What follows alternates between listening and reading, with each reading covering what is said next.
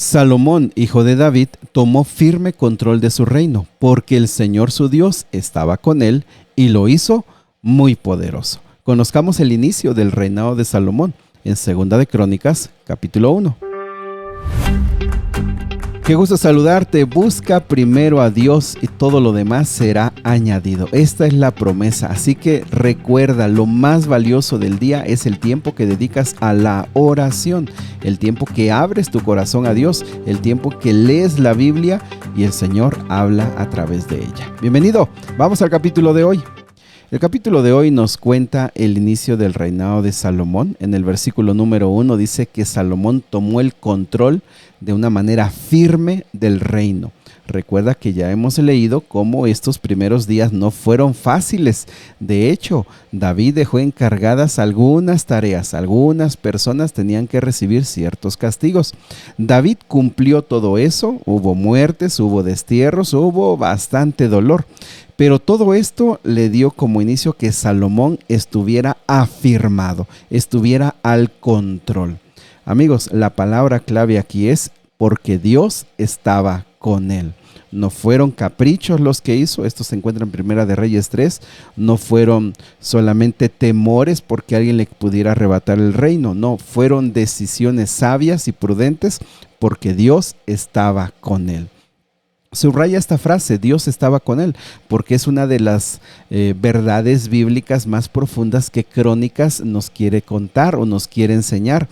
La fuente del éxito, la fuente de la prosperidad, pero sobre todo, mejor dicho, la fuente de bendición es que Dios está con la persona. Si Dios está, todo lo demás está muy bien. Así que esta mañana, si pudiéramos atesorar esta gran verdad, podríamos cerrar la Biblia y ponernos a orar. Si Dios está conmigo, bendición, crecimiento, prosperidad, fortaleza en las adversidades, convicción de que Dios está con nosotros.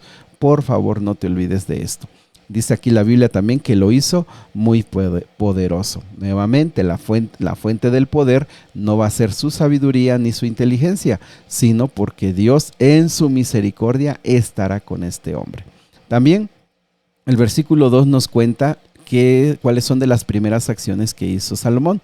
Dice que convocó a todos los líderes de Israel. Ya sabemos quiénes son, ya los hemos estudiado. Y los llevó a Gabaón. ¿Por qué a Gabaón? Bueno, para empezar, Gabaón estaba casi a 10 kilómetros al noreste de Jerusalén. Era una ciudad relativamente cerca, pero que allí en Gabaón estaba el tabernáculo. Recuerda, el arca no estaba en el tabernáculo porque el arca fue robada desde el tiempo de Saúl cuando se la llevaron los filisteos. ¿Te acuerdas de todas las tragedias que les pasó a aquellos por habérsela llevado? Luego la trajeron, después el caso que finalmente el arca llegó a Jerusalén. Entonces, para este tiempo hubo dos lugares de adoración, el arca que estaba en Jerusalén y el tabernáculo que estaba en Gabaón. Eso estaba en contra de las indicaciones más sencillas y claras que se dieron en Deuteronomio, que se dieron en Levítico. Sin embargo, era temporal. Por eso es que van a Gabaón, porque ahí está el altar, ahí está el tabernáculo. ¿Y cuál es el objetivo? El primer lugar, el objetivo que tiene Salomón es que el pueblo, y por supuesto todos tengan claro que lo primero es Dios. Van a buscar a Dios, van a adorar a Dios y también, por supuesto, van a consultar. Así que podemos ver un gran desfile, una grande línea de personas caminando para Gabaón, los líderes y el rey. Ya que estaban allá, ya explicamos el versículo 4 y 5 nos cuenta del altar de bronce que fíjate, lo construyó Besaleel, el hijo de Uri. ¿Sabes cuánto tiempo tenían estos instrumentos? Tenían 480 años, casi 500 años de que se habían construido. Lo que nos habla aquí es del enorme cuidado, aunque en algunas ocasiones fueron imprudentes, pero de manera general el pueblo había tenido mucho cuidado en la conservación del tabernáculo propiamente. Así que allí se reunieron. Salomón ofrece, versículo 6, 1000 ofrendas quemadas. Uno puede pensar que esto era excesivo, pero mis amigos, Para nosotros en nuestra mentalidad de escasez y de pobreza, pues esto es excesivo. Pero para esos tiempos donde las riquezas eran extraordinarias, 1,000 ofrendas no eran otra cosa que la expresión de eso, de la abundancia. Había bastante. Después de esto, aquí no nos lo cuenta mucho, pero en Reyes, ¿sí? Primera de Reyes 3, nos cuenta que durante ese momento fue un sueño que tuvo Salomón y entonces se le presenta el Señor, se le presenta a Jehová y le hace una pregunta que quizá a ti te gustaría que te la hiciera el Señor. ¿Qué es lo que quieres? Pídeme y yo te lo daré. ¿Y por qué lo digo? Bueno, porque creo que en muchas ocasiones hemos visto en películas, en canciones, en la cultura general, que, no sé, al ser humano se le pregunta, ¿qué quieres, no? Y el ser humano dice, bueno, quiero poder, o quiero fama, o quiero riquezas, o quiero salud. Y siempre se presenta esa idea y uno se pone a pensar, ¿qué pediría yo si se me hiciera esta pregunta? Amigos, esta es una forma, esta es una expresión de Dios para conocer el corazón de Salomón, para que se vea lo que Salomón realmente tiene en su interior. Y sabes que aquí estamos viendo la época más hermosa de la vida de Salomón. Es un joven, no tan jovencito, pero todavía está joven, pero tiene una nobleza, tiene un deseo de buscar a Dios de todo corazón y sobre todo se le ve un deseo ferviente de cumplir con la tarea que su padre y sobre todo Dios le tiene encomendada. Así que se deja ver uno de los pedidos más hermosos que la Biblia tiene. Dice que Salomón contesta, tú mostraste gran amor, amor por mi padre y ahora tú me has puesto de rey y yo te pido que mantengas tu promesa de que yo esté aquí, pero fíjate el versículo número 10, dame la sabiduría y el conocimiento para guiarlo correctamente al pueblo, porque es mucho, porque ¿quién podrá gobernar a este pueblo que es tan grande? Mis amigos, datos importantes de esto. En primer lugar, Jesús mismo también nos dijo eso. Pidan al Padre todo lo que ustedes quieran y Él se los va a dar. Uno debe tener claro que todas las bendiciones espirituales están disponibles. Todas las bendiciones espirituales están disponibles. Y uno puede decir, yo no necesito una bendición espiritual. Yo lo que necesito es pagar las deudas. Yo lo que necesito es que mi negocio funcione. Yo lo que necesito es que me curen de esta enfermedad.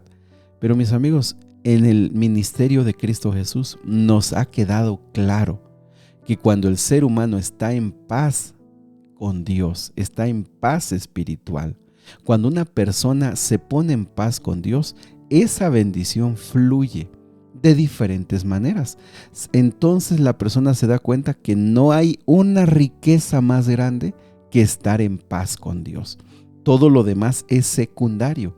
Lo que quiero decirte es que Dios le dijo esto para que Salomón expresara y todos fuéramos motivados a entender que esto es lo principal. Salomón pidió sabiduría. Y el libro de Proverbios, Salmos también nos habla un poco. La sabiduría es Dios mismo en nosotros. Dios mismo usando nuestra mente. Dios mismo usando nuestras capacidades para poder honrarlo de la mejor manera. ¿Qué pedirías tú? De corazón, ¿qué pedirías? Salomón con lo que pidió fue bendecido en todos los aspectos. El versículo 11 hasta el versículo número 13, Dios le dice, por cuanto pediste esto, no pediste para ti, porque la sabiduría no era para él. La sabiduría, la inteligencia que Salomón pidió fue para gobernar, para pastorear y para cuidar al pueblo. Entonces Dios le dice, como tú no pediste riqueza, fama, gloria, bienes y todo esto, yo te lo voy a dar. Y además te voy a dar la sabiduría y la ciencia para gobernar a mi pueblo. Mis amigos, este versículo, esta sección es muy corta, fácil de comprender. Lo que creo que tenemos de desafío esta mañana es, a ver, ¿realmente creo que Dios me hace esta pregunta? ¿Qué es lo que tú quieres? ¿Realmente estoy convencido que Dios esta mañana me dice, ¿qué es lo que quieres que yo haga por ti? Y si creo eso, ¿qué le voy a pedir? ¿Qué es lo que realmente me conviene pedirle?